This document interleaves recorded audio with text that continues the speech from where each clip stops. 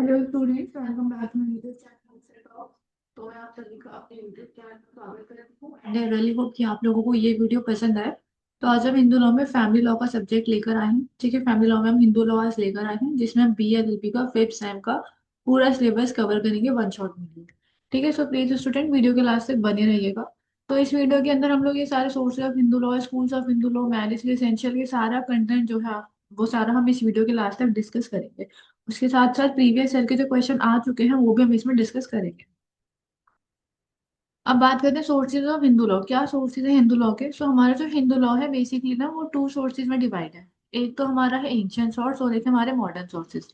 Ancient sources के अंदर हमारे जो shruti, smriti, digest and commentaries and custom, ये सारी चीजें हमारी एंशियंट सोर्स के अंदर आती है।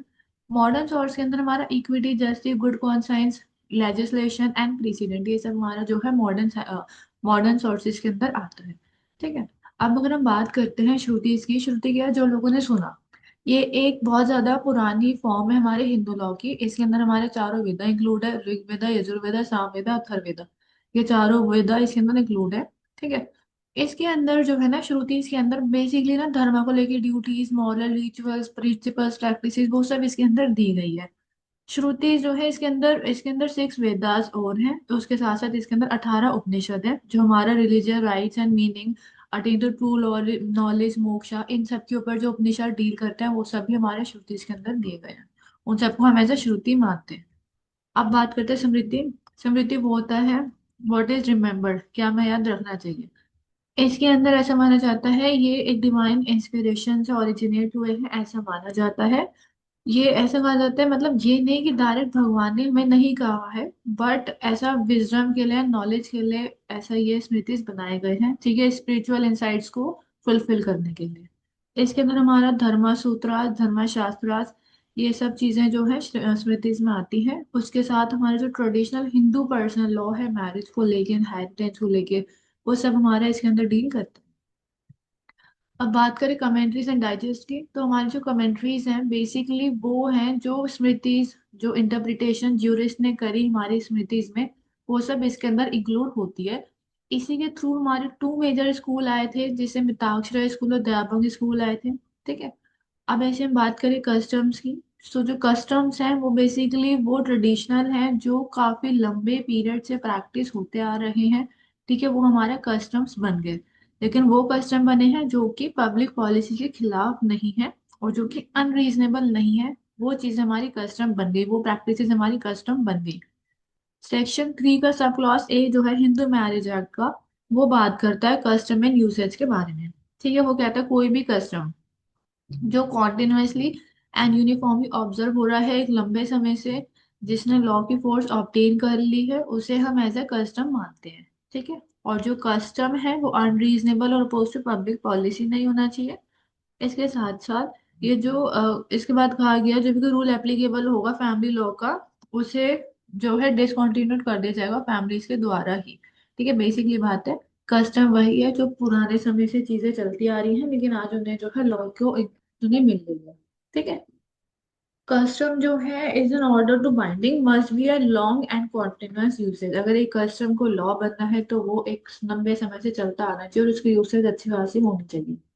जैसे पहले तो सती प्रथा का भी रिचुअल था, एक कस्टम था, लेकिन वो पब्लिक पॉलिसी के अगेंस्ट था, वो काफी अनरीजनेबल था, तो वो कभी कस्टम नहीं बना। ठीक है, तो कस्टम वो चीज है जो पुराने समय से चलती आ रही है। अब एक वैलिड कस्टम की क्या रिक्वायरमेंट होगी? एंटिक्विटी नहीं होनी चाहिए उसके अंदर, मतलब जो कस्टम है वो एंशियंट होना चाहिए लेकिन वो इमोरल नहीं होना चाहिए। सर्टेनिटी होनी चाहिए, क्लियर एंड डिफाइंड होना चाहिए, बहुत ज्यादा वेग एंड कंफ्यूजिंग नहीं होना चाहिए। रीजनेबल होना चाहिए, मतलब कि उसके अंदर रीजनेबल होना चाहिए, मोरालिटी होनी चाहिए। ठीक है, फंडामेंटल प्रिंसिपल्स के अगेंस्ट नहीं होना चाहिए। Conformity with the law and public order, एक जो कस्टम है वो पब्लिक ऑर्डर के अगेंस्ट नहीं होना चाहिए, किसी भी लॉ ऑफ लैंड के अगेंस्ट नहीं होना चाहिए। ठीक है, ये कुछ एसेंशियल होते हैं कस्टम को कस्टम बनाने के लिए। अब बात करते हैं मॉडर्न सोर्सेज की, तो मॉडर्न सोर्सेज में जैसे इक्विटी एंड गुड कॉन्साइंस आता है। पहले ऐसा होता था, लीगल सिस्टम इतना ज्यादा फ्रेम नहीं था, तो बेसिकली जो justice, equity and good conscience के बेसिस पर डिसीजंस लिए जाते थे। ठीक है ना? सो हमारा जो हिंदू लॉ का भी कहीं ना कहीं इवॉल्व है लीगल कॉन्सेप्ट का, वो justice, equity and good conscience के बेसिस पर भी उसका इवॉल्वेशन हुआ है। ठीक। अब बात करें लेजिस्लेशन की, तो लेजिस्लेशन का सीन है, लेजिस्लेशन को ऐसे कहा था उन्होंने, मतलब लेजिस्लेशन में हमारे कोडिफाइड लॉज आते हैं, ठीक है, जिन्हें as a modern source of Hindu law माना जाता है। ठीक है, काफी सारी लेजिस्लेशन है हमारे हिंदू लॉ को लेके, जैसे कि चाइल्ड मैरिज एक्ट आ गया, हिंदू मैरिज एक्ट आ गया, हिंदू अडॉप्शन मेंटेनेंस एक्ट आ गया। ये सारी की सारी लेजिस्लेशन है हमारे हिंदू लॉ को रन करने के लिए। फिर आता है जुडिशियल प्रेसिडेंट। जुडिशियल प्रेसिडेंट वो प्रेसिडेंट है, मतलब वो चीजें हैं, वो ऑर्डर है ऐसे हायर कोर्ट के, जो कि लोअर कोर्ट उनको फॉलो करते हैं, ठीक है, एज अ रेफरेंस उन्हें यूज करते हैं। जैसे कि सुप्रीम कोर्ट ने कोई वर्डिक्ट दी है, तो वो सारे ऑल ओवर इंडिया में जितने भी कोर्ट्स हैं सब पर बाइंडिंग होती है। ऐसे ही हाई कोर्ट की कुछ जजमेंट प्रेसिडेंट बनती हैं, जो कि उसके रिस्पेक्टिव स्टेट के अंदर जो है बाइंडिंग होती है। ठीक है, unless high court, unless supreme court उनको रिवाइज ना कर दे, फिर अमेंड ना कर दे। ठीक है, तो प्रेसिडेंट मतलब कि जो जजमेंट उन्होंने दी, जो लैंडमार्क जजमेंट बन गई, जिसको हम लोग यूज करते हैं, ये कोर्ट उसको यूज करते हैं रेफरेंस के लिए, तो वो हमारा प्रेसिडेंट बन जाता है। अब बात करते हैं स्कूल्स ऑफ हिंदू लॉ। तो हिंदू लॉ में हमारे पास टू स्कूल्स हैं बच्चों, एक है मिताक्षरा, एक है दयाबा। ठीक है, जो मिताक्षरा स्कूल है उसकी ओरिजिन है हमारी कमेंट्री मिताक्षरा से, जो कि विजय श्वेरा जी ने लिखी थी। ठीक है, कमेंट्री ऑन यजनवाल के समृद्धि पर लिखे गया था मिताक्षरा स्कूल। अब मिताक्षरा स्कूल से कुछ फीचर हैं। मिताक्षरा स्कूल जो है बेसिकली जॉइंट फैमिली के ऊपर बेस्ड है। ठीक है, ये बात करता है एंसेस्ट्रल प्रॉपर्टीज की, जनरेशन टू जनरेशन जो एंसेस्ट्रल प्रॉपर्टी पास होती है उसकी बात करता है। और ये कहता है हर मेंबर के पास जो है राइट टू शेयर होता है एंसेस्ट्रल प्रॉपर्टी के अंदर। ये रिकॉग्नाइज करता है सर्वेरियरशिप की कॉन्सेप्ट को। ठीक है, और ये जो है मिताक्षरा जो स्कूल है, मिताक्षरा स्कूल जो है, ये बात करता है कि जनरेशन टू जनरेशन, लेकिन इसमें बात है कि कोपार्शनर मेल चाइल्ड को ही प्रॉपर्टी मिल सकती है, इसमें फीमेल कोपार्शनर को कोई भी राइट नहीं दिया गया है। ठीक है, लेकिन जब हमारा हिंदू सक्सेशन एक्ट अमेंडमेंट 2005 आया, उसके अंदर बोला गया जो फीमेल कोपार्शनर है उनको भी बाय बर्थ कोपार्शनर माना जाए। ठीक है, 2025 के एक्ट के बाद इसको फीमेल्स को भी ऐड करा गया। अब इसके मिताक्षरा के कुछ सब स्कूल्स हैं, जैसे कि मद्रास स्कूल है, महाराष्ट्र स्कूल है, बनारस स्कूल है, मिथिला स्कूल है, ये कुछ स्कूल है मिताक्षरा के। ठीक है, अच्छा, पेपर में जो बेसिकली आता है ना वो कस्टम के ऊपर आ जाता है कि ये कस्टम वैलिड कस्टम कैसे होता है। तो वैलिड कस्टम के लिए हमने चार इसेंशियल कंडीशन रीड करी है, वो सब फुलफिल होनी चाहिए। उसके बाद स्कूल्स ऑफ हिंदू लॉ को लेके कभी कभी आ जाता है या फिर डायरेक्ट आ जाता है कि मिताक्षरा स्कूल के बारे में। ठीक है, तो ये चार स्कूल हैं जिसमें आता है मद्रास स्कूल, तो इसको हम द्रविडियन स्कूल भी कहते हैं। ठीक है, ये one of the sub school है हमारा मिताक्षर स्कूल का, और इसकी जो ओरिजिन है बेसिकली वो हमारा साउथ साइड है, जैसे कि तमिलनाडु, आंध्र प्रदेश, तेलंगाना, कर्नाटका, उधर की साइड ये वाला स्कूल ज्यादा फॉलो अप होता था। ठीक है, अगर किसी को कोई भी डाउट है तो वो अपने जो डाउट है कमेंट बॉक्स में ड्रॉप कर देना। अब जो हमारा मिताक्षरा स्कूल है, मिताक्षरा स्कूल का जो हमारा द्रविडियन स्कूल है, वो पार्टीशन अलाउड करता है किसी भी स्टेज पर। इसमें भी कहा गया है कि सन जो है पार्टीशन डिमांड कर सकते हैं किसी भी स्टेज पर, किसी भी स्कूल में। एक साथ ये भी कहा गया है कि कोई भी अडॉप्शन, अगर विडो को अडॉप्ट करना है, अडॉप्शन बाय विडो, तो इसके अंदर सपिंडास की एक नेसेसरी कंसेंट लेनी पड़ेगी। इसके अंदर हमें सपिंडास से कॉन्सेप्ट बताया गया कि कब दो इंडिविजुअल एक दूसरे के सपिंडास होंगे। ठीक है, इसके अंदर बात करी गई कॉमन ब्लड लाइन की विद थ्री जनरेशन। ठीक है, दे आर सपिंडास, जो थ्री जनरेशन तक कॉमन ब्लड लाइन होगी उसे सपिंडास माना जाएगा। जैसे कि हमारा 5 generation from father and 3 generation from mother. ठीक है, महाराष्ट्र स्कूल और बॉम्बे स्कूल, इसका क्या कॉन्सेप्ट है, ये बेसिकली बॉम्बे या फिर गुजरात में ही एग्जिस्ट करता था। इनकी जो मेन अथॉरिटी थी स्कूल की, इस बिहारा मुख्य अथॉरिटी थी बाय नीलम कांत के द्वारा। ये जो स्कूल है ये रिलीजियंस एंड सिविल लॉज के ऊपर काम करता था। ठीक है, इसकी काफी ज्यादा लिबरल अप्रोच थी, मिताक्षरा से ज्यादा लिबरल था ये स्कूल। ठीक है, ये फादर को ज्यादा पावर्स देता था अपनी प्रॉपर्टी एलिनेट करने के लिए एक जॉइंट फैमिली के अंदर। इसके साथ साथ इसने ना विडो के कुछ अडॉप्शन के राइट्स को इसने रिकॉग्नाइज करा इस स्कूल ने। उसके बाद इस स्कूल ने कस्टम को as an important sort use करा। ठीक है, rules of succession and inheritance influenced by heavily by मुखिया even above Mitakshara in many cases. तो मिताक्षरा की जगह मेजरली क्या होता है, जो रूल्स ऑफ सक्सेशन इनहेरिटेंस के जो रूल्स है ना, वो मयुखिया के द्वारा ही जो है इन्फ्लुएंस करे जाते हैं। ठीक है, मिताक्षरा सेकंड नंबर पे आता है, फर्स्ट नंबर पे ये स्कूल आता है। ठीक है, तो ये ऐसा पहला स्कूल था जिसने विडो को अडॉप्शन के रिगार्डिंग राइट्स जो है प्रोवाइड करे थे। अब आया मिथिला स्कूल। मिथिला स्कूल एक सब स्कूल है मिताक्षरा का, ठीक है, ये काफी ओल्ड स्कूल है। इसके अंदर अडॉप्शन ऑफ विडो इसके अंदर अलाउड ही नहीं करी गई without any express authority from the husband. इसके अंदर अडॉप्शन ऑफ विडो तो अलाउड ही नहीं है, ठीक है। और अडॉप्शन, इवन अडॉप्शन बिना हस्बैंड की अथॉरिटी के वो भी इसमें अलाउड है, क्योंकि विडो है तो हस्बैंड तो हो गई नहीं। लेकिन नॉर्मली अगर अडॉप्शन करनी है विदाउट हस्बैंड की अथॉरिटी के, अडॉप्शन अलाउड नहीं है, ठीक है। उसके बाद adoption of only son is generally prohibited. इसके अंदर खाली बेटी के अडॉप्शन को प्रोहिबिट करा गया। इसके अंदर अडॉप्शन अडॉप्शन के रूल्स है वो लाए गए जो कि काफी ज्यादा रिजिड थे, ठीक है। काफी स्कूल्स के अकॉर्डिंग इसके जो रूल्स है काफी रिजिड माने गए। अब बात करते हैं दयाबंग स्कूल की, ठीक है। तो ये जिमुतवाहा के थ्रू रिटर्न है, ठीक है, इन्होंने इसको लिखा। ये जो मॉडर्न एंड काफी रेशनल स्कूल था, ये equity justice and good conscience के ऊपर रिलाय करता था, ठीक है। ये हमारा मोस्टली बंगाल एंड असम की साइड में ही था। इसके ऐसे कोई खास सब स्कूल थे नहीं। ऐसे कुछ जनरल फीचर्स थे कि कहता था कोई किसी का भी राइट जो है बाय बर्थ नहीं होता है इंसेस्टुअल प्रॉपर्टी में। ये क्या बताता था, coparcenary arises after the father's death. ये जैसे कि पुराने स्कूल्स में हमने देखा कि कोपाशनरी जो है जब बच्चा पैदा होता है उस टाइम ही उसकी कोपाशनी राइट स्टार्ट हो जाते हैं। दयाबंग स्कूल कहता था आफ्टर डेथ ही कोपाशनी राइट जो है अराइज होते हैं। Father is absolute owner during his life time. इसमें ये बात बोली गई कि फादर ही खाली एब्सोल्यूट ओनर है, उसके लाइफ टाइम में कोई और बंदा उसे प्रिवेल नहीं कर सकता, ठीक है। इसमें बोला गया कि वुमेन जो है कंपैरेटिवली ग्रेटर राइट्स। इसको वुमेन्स के मामले में कुछ ज्यादा राइट्स दिए गए, इन्होंने वुमेन्स को कुछ ज्यादा राइट्स दिए दूसरे स्कूल से कंपैरेटिवली। इन्होंने कहा inheritance based on spiritual benefit. इन्होंने कहा कि अगर इनहेरिटेंस देनी है तो स्पिरिचुअल बेनिफिट्स पे दी जाए, ठीक है। लेकिन बेसिकली जो पूछा जाता है वो बेसिकली मिताक्षरा स्कूल ही पूछा जाता है। अब बात करते हैं मैरिज की। अब आए हमारा लॉ का कॉन्सेप्ट कि मैरिज क्या है, इसेंशियल्स ऑफ वैलिड मैरिज। तो बेसिकली जो हमारा मैरिज है वो हमारा मैरिज एक्ट 1955 में दिया गया है। इसके अंदर कुछ कंडीशन आउटलाइन करी है कि अगर आपको एक वैलिड मैरिज बनानी है तो आपको वो कंडीशन सारी फुलफिल करनी पड़ेगी, ठीक है। ये जो कंडीशन है ये दोनों पार्टीज के द्वारा ही फुलफिल होनी चाहिए अपनी इच्छा अनुसार और अपनी लीगल कैपेसिटी के अंदर, तभी वो शादी वैलिड मैरिज मानी जाएगी, ठीक है। अब हमारा जो सेक्शन 5 है ना हिंदू मैरिज एक्ट का, ये हमें कुछ कंडीशंस बताता है एक वैलिड मैरिज की, ठीक है। अगर किसी को कोई भी डाउट हो तो आप अपना जो डाउट है कमेंट बॉक्स में ड्रॉप कर देना। अब जो सेक्शन 5 है हिंदू मैरिज एक्ट का, ये बताता है कि अ मैरिज में भी सोलेमनाइज बिटवीन टू हिंदूज। अब देखो सिंपल बात है, इस वाले एक्ट के अंदर कोई मैरिज वैलिड तभी होगी जब वो दो हिंदुओं के बीच में होगी।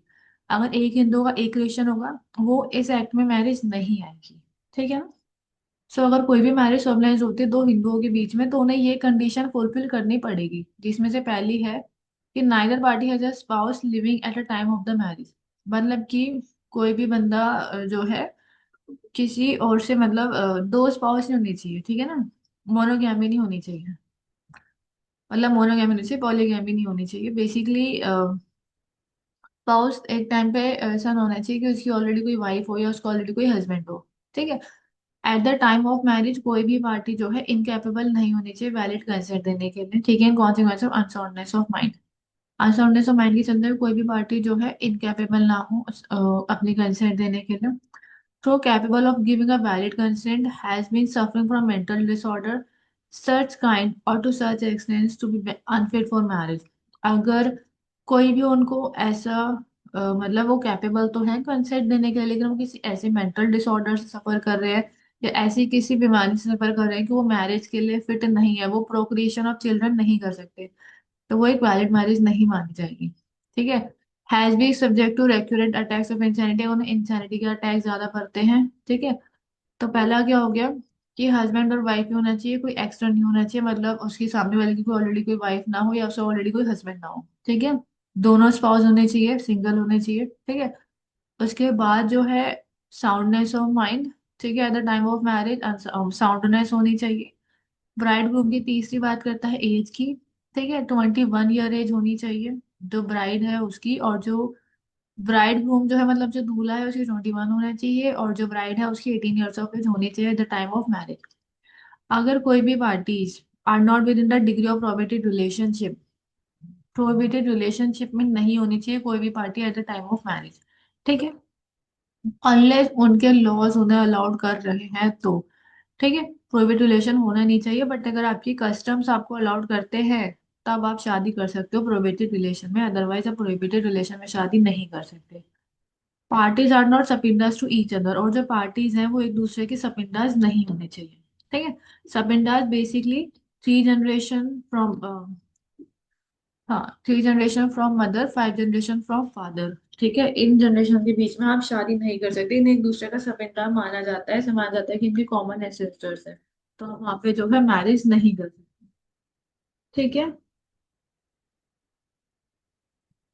देखो मोनोगैमी में कोई भी पार्टी जो है उसका स्पाउस नहीं होना चाहिए eight the time of marriage, और कोई भी पार्टी जो है ऑलरेडी मैरिड नहीं होनी चाहिए। ठीक है, इसकी सेकंड मैरिज नहीं होनी चाहिए, वरना वो शादी वॉइड हो जाएगी, वरना सेक्शन 11 के अंदर।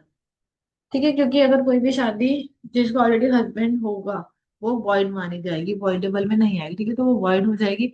साउंडनेस ऑफ माइंड, जो पार्टीज हैं वो कैपेबल होनी चाहिए वैलिड कंसेंट देने के लिए, वो किसी भी मेंटल डिसऑर्डर से ना सफर कर रहे हो। ठीक है, अब इसके अंदर एक केस है, अगर कोई भी पार्टी जो कैपेबल है अपनी वैलिड कंसेंट देने के लिए, या फिर कोई भी पार्टी मेंटल डिसऑर्डर से सफर कर रही है, वो मैरिज के लिए अनफिट है, या कोई भी ऐसी पार्टीज जो सफर कर रही है रिकरेंट एपिसोड्स ऑफ इंसैनिटी से, तो वो अनसाउंडनेस ऑफ माइंड में आएगा। लेकिन ये हमारा वॉइडेबल मैरिज में जाएगा, ये वॉइड नहीं होगा। आपकी मर्जी, आप उसके साथ रहना चाहते हो तो आप मैरिज को कंटिन्यू करो, वरना नहीं कर सकते। अलका शर्मा वर्सेस चंद्र शर्मा का केस था, इसके अंदर कोर्ट ने नलिफाइड करा मैरिज का, बिकॉज जो वुमेन थी वो एक्सट्रीम एंजाइटी और उसका इरेशनल बिहेवियर था, जिससे वो एक मैरिटल लाइफ के लिए अनफिट थी। तो इस ग्राउंड पे जो है कोर्ट ने इनको डाइवोर्स डिक्री पास करी थी इस केस के अंदर। तो इसमें ऐसा कहा गया था कि एक जो मेंटल ग्राउंड, जो इरेशनल बिहेवियर है, वो सब चीजें भी शादी के लिए कहीं ना कहीं मायने रखती है। एज रिक्वायरमेंट, ब्राइड ग्रूम जो है, जो दूल्हा है उसकी 21 होनी चाहिए, और जो ब्राइड है उसकी 18 ईयर्स होनी चाहिए। ठीक है, पी वेंकटरमा वर्सेस स्टेट के केस में ये कहा गया, अगर कोई भी मैरिज एज के लिए कॉन्ट्रवेंशन में है तो वो हमारा वायलेशन होगी अंडर सेक्शन 18 का, और इसके साथ साथ ये जो है पनिशेबल होगा हमारे चाइल्ड मैरिज एक्ट के अंदर। ठीक है, prohibited degree of relationship, parties जो हैं एक दूसरे से दूसरे के प्रोहिबिटेड रिलेशन में नहीं होनी चाहिए। ठीक है, अनलेस आपके कस्टम उस चीज को रिकॉग्नाइज ना कर रहे हो। ठीक है, अगर रिकॉग्नाइज बाय यूसेज है तो वायलेटेड मानी जाएगी वो मैरिज। अगर आपकी कस्टम ने अलाउड करा है वो मैरिज तो ठीक है, अगर आपकी कस्टम उस मैरिज को नहीं अलाउड करते फिर भी आप लोग प्रोहिबिटेड डिग्री में शादी कर लेते हैं, तो वो मैरिज जो है वॉइड मानी जाती है। प्रोहिबिटेड डिग्री में बोलते हैं जैसे कि हमारे बहन भाई हो गए, अंकल या नाइस हो गए, आंट एंड नेफ्यू हो गए, अब ये इन लोग के बीच में अगर लोग शादी कर लेते हैं तो उस शादी को जो है प्रोहिबिटेड डिग्री में रखा गया है, जब तक कि आपके जो कस्टम्स हैं वो आपको अलाउड ना करें। अब बात है सपिंडर रिलेशन, सपिंडर रिलेशन में आता है कि parties must not be sapindas, parties जो है एक दूसरे की सपिंडर्स नहीं होनी चाहिए, मतलब कि three generation from mother side और five generation from mother side. अगर एक दूसरे के सपिंडा होते हैं तो उस मैरिज को वॉइड माना जाएगा। ठीक है, बालू स्वामी रेड्डर वर्सेस बालकृष्णा के केस में ये बात बोली गई थी, जो मैरिज है क्लोज रिलेटिव्स के बीच में उसको वॉइड माना जाएगा, क्योंकि वो पब्लिक पॉलिसी के अगेंस्ट है। ठीक है, हमारा एक है सैलमनीज का सेक्शन। अभी हमने पढ़ा क्या क्या कंडीशन है एक वैलिड मैरिज की। ठीक है, मोनोगेमी हो गई, एज हो गया, साउंडनेस ऑफ माइंड हो गया, प्रोहिबिटेड रिलेशन हो गया, और सपिंदा हो गया। ठीक है, ये 5 कंडीशन हमने पढ़ी। उसके बाद एक मैरिज को वैलिड बनाने के लिए सेरेमनीज परफॉर्म होना भी बहुत ज्यादा जरूरी है। ठीक है, अगर कोई भी मैरिज वैलिड बनानी है तो उसकी सेरेमनीज भी होनी चाहिए। Hindu marriage must be perform according to customary rites, जो है उस हिसाब से परफॉर्म होनी चाहिए। Often include saptapadi 7 step before the sacred fire, मतलब कि वो 7 फेरे लेंगे स्केयर्ड फायर के सामने, वो एज अ इम्पोर्टेंट सेरेमनी मानी गई है एक हिंदू मैरिज को वैलिड बनाने के लिए। ठीक है, इसके बिना कोई भी शादी जो है कंप्लीट नहीं होगी। जिस टाइम पे वो लोग अपना 7th स्टेप ले लेंगे उसी टाइम पे माना जाएगा कि हाँ जी ये जो शादी है वो कंप्लीटेड है। ठीक है, और वो जब 7th स्टेप ले लिया जाएगा तो वो जो शादी है वो बाइंडिंग हो जाएगी दोनों पार्टीज के ऊपर। अब बात करते हैं वॉइड एंड वॉइडेबल मैरिज की। वॉइड बेसिकली वॉइड एब इनिशियो, मतलब कि जो मैरिज है वो इनवैलिड है फ्रॉम द वेरी बिगनिंग, जिस टाइम वो शुरू हुई है वो उस टाइम से इनवैलिड है। ठीक है, इसकी कोई लीगल एग्जिस्टेंस नहीं है, उसकी कोई राइट्स नहीं, कोई ऑब्लिगेशन नहीं है। ठीक है, इनमें से कोई सी भी पार्टी जो है डिग्री ऑफ न्यूलिटी ले सकती है। सेक्शन 11 बात करता है हिंदू मैरिज एक्ट का। इसके अंदर कुछ कंडीशन है वॉइड मैरिज की, जिसमें हमारा सेक्शन 5 का sub clause 1, sub clause 4 and sub clause 5 है। फिफ्थ हो गया सपिंडा। ठीक है। फोर्थ हो गया हमारा प्रोहिबिटेड रिलेशनशिप। फर्स्ट हो गया बाइगेमी, अगर कोई बाइगेमी करता है तो। ठीक है, जो कंडीशंस है, अगर ऐसी भी कोई कंडीशन में मैरिज फॉल हो रही है तो हमारा वॉइड मैरिज में आएगी। ठीक है। अब इसमें M Malhotra versus Union of India के केस में कहा गया जो कोर्ट है वो हेल्ड कर सकता है और कोई भी मैन ऑलरेडी मैरिड है, उसने अपनी दूसरी मैरिज परफॉर्म करी है, तो ऐसा माना जाए कि जो दूसरी मैरिज है वो वॉइड है। ठीक है। उसके बाद एक केस है सुरजीत कौर वर्सेस जोजवा सिंह का एक केस आया। इसके अंदर कोर्ट ने कहा अगर जो कपल गॉट सेपरेटेड, अगर कोई भी कपल है जो जुडिशली सेपरेट हो रहा है, ठीक है, and if any of the spouse enter into और perform an act of marriage without another, तो उस मैरिज को भी वॉइड माना जाएगा। मतलब अगर कोई भी कपल सेपरेशन के पीरियड में दूसरी शादी कर लेता है तो उस शादी को भी वॉइड माना जाएगा। अब बात करते हैं अवॉइडेबल मैरिज, जो कि हमारा सेक्शन 12 इस बारे में डील करता है। ठीक है। सेक्शन 12 जो है एचएमए का, वो डील करता है कि किस सिचुएशन में एक जो मैरिज है वो अवॉइडेबल मानी जाएगी। ठीक है। अगर मैरिज जो है वो कॉन्ज्यूमेटेड नहीं हुई है, इम्पोर्टेंस ऑफ द पार्टनर के चलते मैरिज कभी कॉन्ज्यूमेटेड ही नहीं हुई। ठीक है। अगर कोई भी पार्टी जो है इनकैपेबल है अपनी एक वैलिड कंसेंट देने के लिए due to unsoundness of mind, तो ये शादी अवॉइडेबल बनेगी। ये अवॉइडेबल इसलिए बनती है कि उसमें पार्टनर की इच्छा है कि उसको उसके साथ रहना है या फिर नहीं रहना। ठीक है, तो वो जो है डिग्री ले सकते हैं डाइवोर्स की। अगर कोई भी पार्टी जो है मेंटल डिसऑर्डर से सफर कर रही है, अगर कोई भी फीमेल प्रेग्नेंट है eight the time of marriage किसी अनदर पर्सन से, तो इस केस में शादी वॉइडेबल बन जाती है। If the consent of parties जो है फ्रॉड के थ्रू ली गई है। ठीक है। और if the party is under, अगर कोई भी पार्टी अंडर एज थी, जैसे ब्राइड ग्रूम की एज 21 थी या फिर ब्राइड की एज 18 ईयर्स थी, अगर कोई भी ग्रूम या फिर ब्राइड अंडर एज थी उस टाइम पर, तो जिस टाइम वो 18 साल की होगी उस टाइम तक, या उस टाइम 18 साल के होने से 1 साल का उसके पास टाइम पीरियड होता है, वो चाहे तो अवॉइडेबल मैरिज के लिए नलिटी ले सकती है, डिग्री ले सकती है। उसके बाद जो होगा, उस अगर 18 साल की वो आज होगी तो उसके पास 1 साल का टाइम है, वो जो है नलिटी करा सकती है, मतलब अपनी जो मैरिज है उसको नल करा सकती है, वॉइडेबल करा सकती है। 18 साल के बाद जब 1 साल कंप्लीट हो जाएगा या 2 साल बाद या 3 साल बाद, वो ये नहीं कहेगी कि मेरी जो शादी है वो इस एज में हुई थी। लेकिन जब वो 2 या 3 साल बाद डाइवोर्स केस डालेगी, तब उसके बाद जो उसे डिग्री मिलेगी वो डाइवोर्स की डिग्री मिलेगी। ठीक है, उस केस में वो डाइवोर्स ही होगी, उससे पहले वो डाइवोर्स ही नहीं होगी, उसका स्टेटस सिंगल ही रहेगा, चाहे वो मेल के ग्राउंड में हो या फिर वो फीमेल के ग्राउंड में हो। ठीक है। On the play of marriage, अब देखो, on the play of marriage अगर कोई भी मैरिज फोर्स से हुई है, फ्रॉड से हुई है, तो पिटीशन जो है कोर्ट में फाइल कर दिया जाएगा उस विद इन 1 ईयर, जिस दिन उनको पता चला है कि हमारे साथ फ्रॉड हुआ है। आज आपको पता चलेगा आपकी शादी फ्रॉड या धोखे से हुई है, 1 साल के अंदर अंदर आपको कोर्ट के अंदर पिटीशन डालना होगा। ठीक है। The allegation with the petition is filed is not known the petition at the time of solemnization of marriage। जो एलिगेशन लगाई गई on the which petition filed is not known to the petitioner at the time of solemnization of marriage. ठीक है। अब उस जिस time पे शादी हुई थी उस टाइम उनको एलिगेशन से नहीं पता थी, तो उन्होंने पिटीशन में फाइल करी है। ठीक है। जो पिटीशन है should be presented within the period of 1 year after the knowledge of the facts of the allegation is made. कोई भी या तो कोई भी सेक्सुअल रिलेशनशिप नहीं हुआ हो उन लीगल उन फैक्ट्स को जानने के बाद पार्टीज के बीच में। सिंपल सी बात है, जब आप डाइवोर्स डिग्री लेते हो तो कोई भी व्यक्ति हो, फीमेल मेल, डाइवोर्सी की सिचुएशन में आ जाता है। जब आप वाइड शादी का डिग्री लेते हो तो स्टेटस सिंगल रहता है, डाइवोर्स ही नहीं जाता। बस ये डिफरेंस होता है दोनों चीजों में। ठीक है।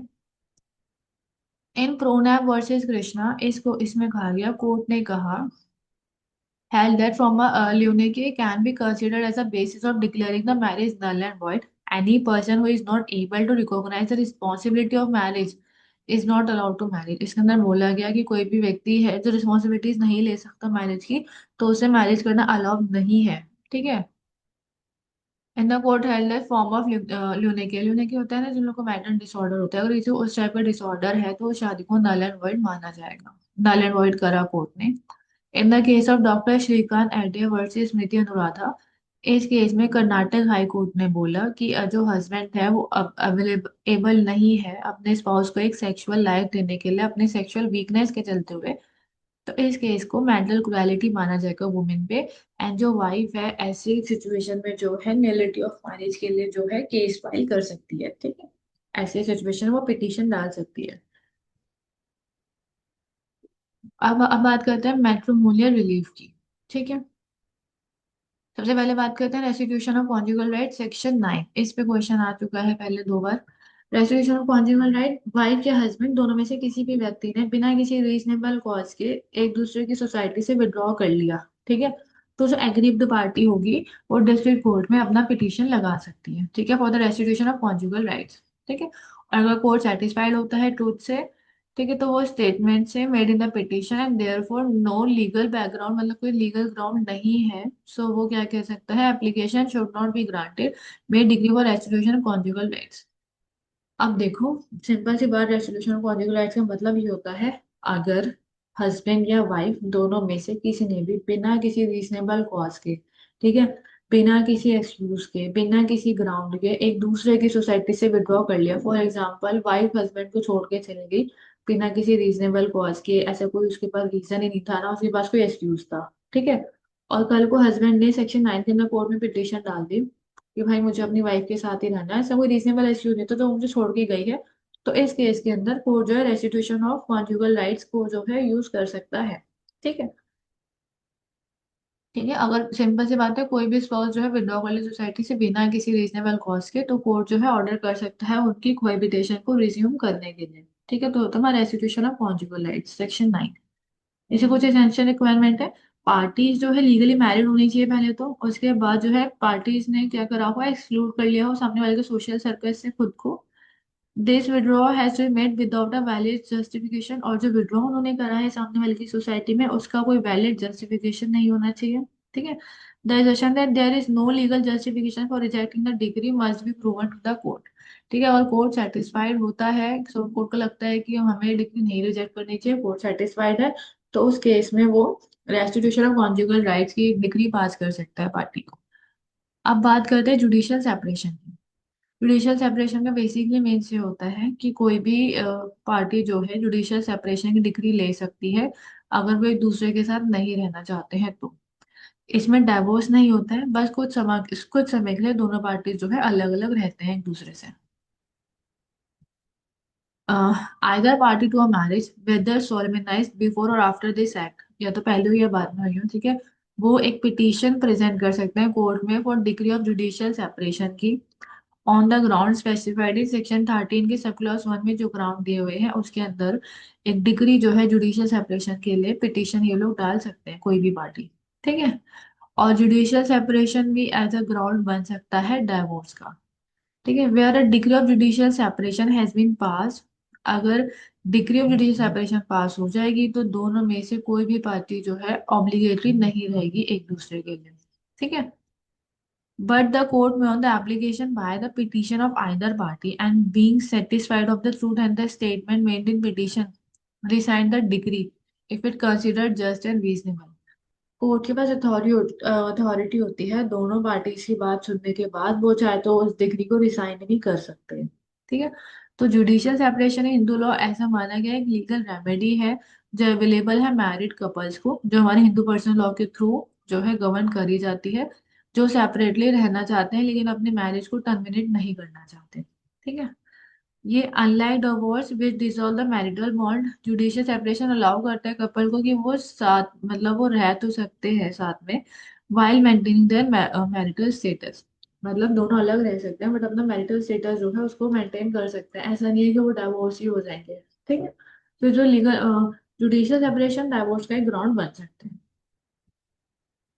जुडिशियल सेपरेशन को as an alternative to divorce बोला जाता है, ठीक है ना।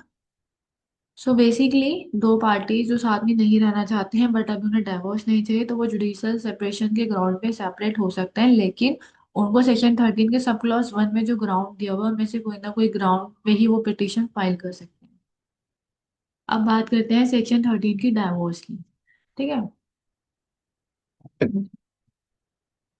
अब ये जो डाइवोर्स का जो कॉन्सेप्ट है ना, ये अब आया है हमारे इस एक्ट के बाद। इससे पहले डाइवोर्स का कॉन्सेप्ट नहीं था। पहले की मैरिजेस में डाइवोर्स का कॉन्सेप्ट नहीं था। ऐसा माना जाता था कि एक बार शादी हो गई तो भाई वो बॉन्ड टूट ही नहीं सकती है।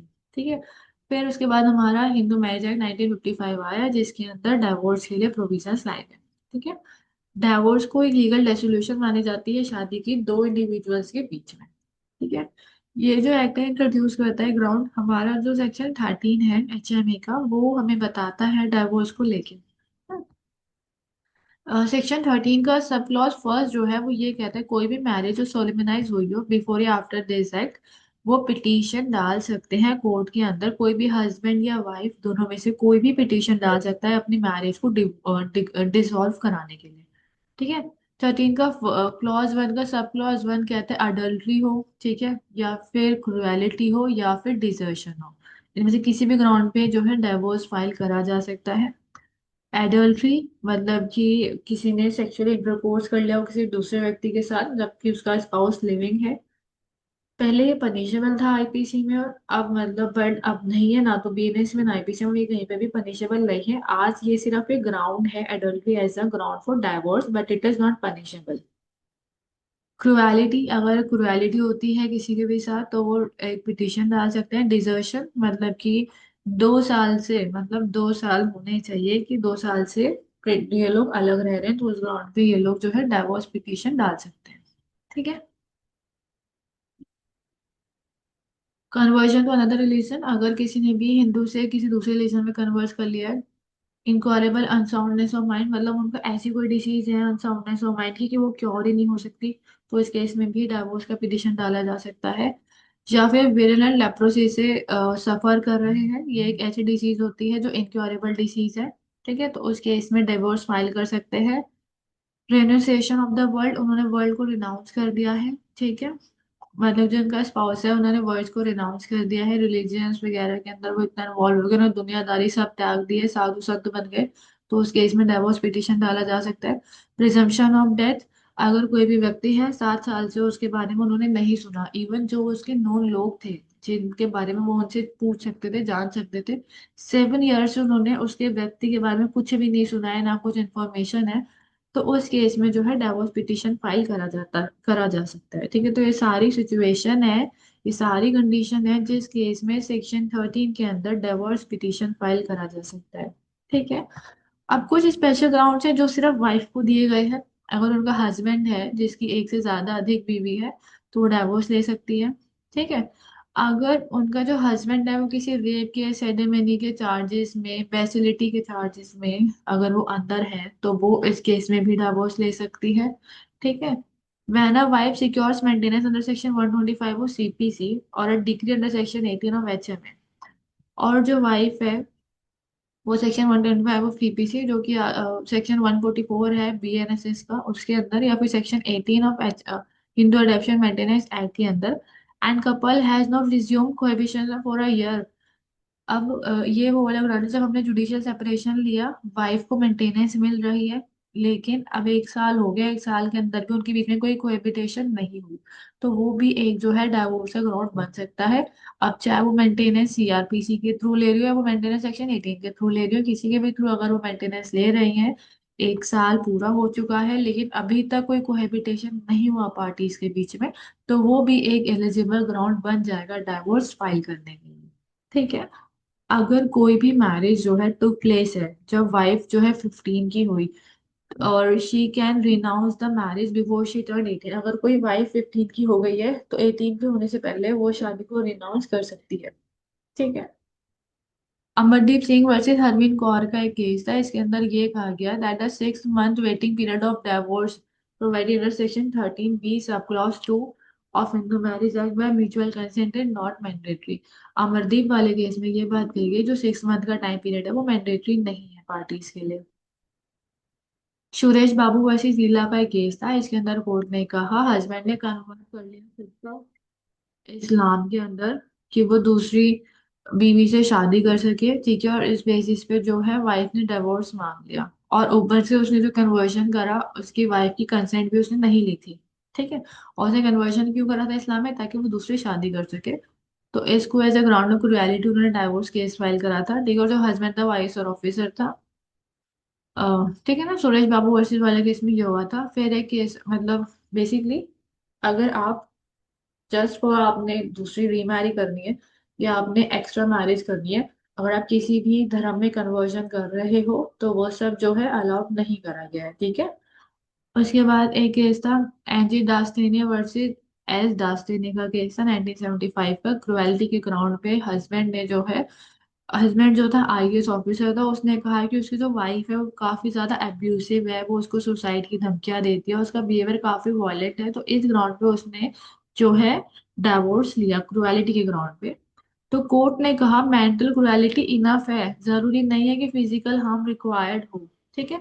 इसमें स्टैंडर्ड ऑफ प्रूफ जो होते हैं preponderance of probabilities not beyond reasonable doubt, ठीक है। अब इसके अंदर क्या सीन हुआ, मेंटल क्रुएलिटी थी उसके, जो उन्होंने प्रूफ उस कोर्ट के अंदर लगाए, ठीक है। रीजनेबल डाउट दिया जाता है लेकिन उसके बियॉन्ड की कंडीशन नहीं रखी जाती है, ठीक है।